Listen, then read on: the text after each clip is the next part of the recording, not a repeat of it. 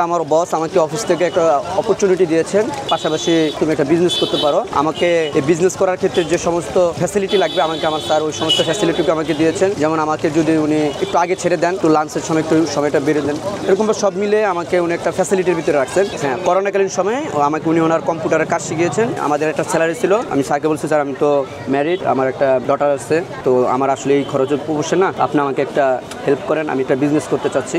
উনি বলছে আচ্ছা ঠিক আছে, তুমি বিজনেস করো, ফ্যাসিলিটি যেখানে যা লাগে দেবো।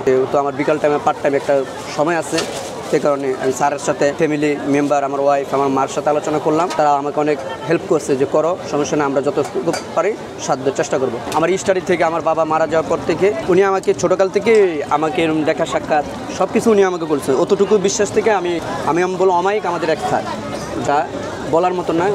আপনারা মানে যার সাথে না চললে আসলে বোঝা যাবে না যে অমায়িক। কিন্তু আমার একটা ছেলে আছে, একটা মেয়ে আছে। আমার মেয়েটা বড়, আমার একটা ছেলে আছে। ঢাকা শহরে একটা ঘর ভাড়া, gas bill, current bill, family নিয়ে 15,000 দিয়ে আসলে খুবই কষ্টকর। তো সেই মুহূর্তে আমি আমার বসকে জানিয়েছি যে বসে এই অবস্থা, স্যার আপনি দেখেন, আপনি আমাদের ছোটোকাল থেকে এই অবস্থা দেখতেছেন, তো বলে তুমি কোনো সমস্যা নেই, তোমাকে আমি ছোটোকাল থেকে যেহেতু দেখতেছি, এই সময় তোমাকে আমি ইয়ে করবো না, তো অবশ্যই তুমি করো, যতটুকু হেল্প লাগে আমি দিব। আর এই থেকেই আমার বস আমাকে যতটুকু ওনার অফিস চলাকালীন সময় আমি যতটুকু ফ্যাসিলিটি পাই, আলহামদুলিল্লাহ ভাই, এটা আল্লাহর কাছে হাজার শুকরিয়া যে আল্লাহ পাক কোনো মতন একজন বস আমাকে দান করছে। আমার ওয়াইফ ব্যাংকে অল্প অল্প টাকা জমানো, আমি তাকে 10 টাকা 20 টাকা করে দিয়ে দিতাম, ও ব্যাংকের ভিতরে জমাতো, ওই টাকাগুলো আমার এই কাজে ও সহযোগিতা করছে। এই জন্য শুকরিয়া আদায় করি, আলহামদুলিল্লাহ, ওর কষ্ট টাকা জমানো আমাকে হেল্প করেছে। সে ব্যবসা পুঁজি আসলে আমি যদি সৎ নিয়তে নেমে যাই, আল্লাহ পাক একভাবে না একভাবে ব্যবস্থা করবি। এটা আল্লাহ পাকের এরাদা যে তুমি যদি সৎ কাজে নিয়ত করো, আমি তোমাকে সাহায্য করবে। তো আমি আলহামদুলিল্লাহ নিয়ত করছি। নিয়ত করার কারণে আমার মা আমাকে যথেষ্ট পরিমাণ, তার জমানো টাকা ছিল 20,000 22,000 টাকা আমাকে উনি দিয়েছেন। আমার ওয়াইফ তার ব্যাংকে ক্ষুদ্র ক্ষুদ্র করে অল্প অল্প করে টাকা জমানো টাকাগুলো আমাকে দিয়েছে। আমার বস আমাকে সবচেয়ে বড় উপকারটা করেছেন।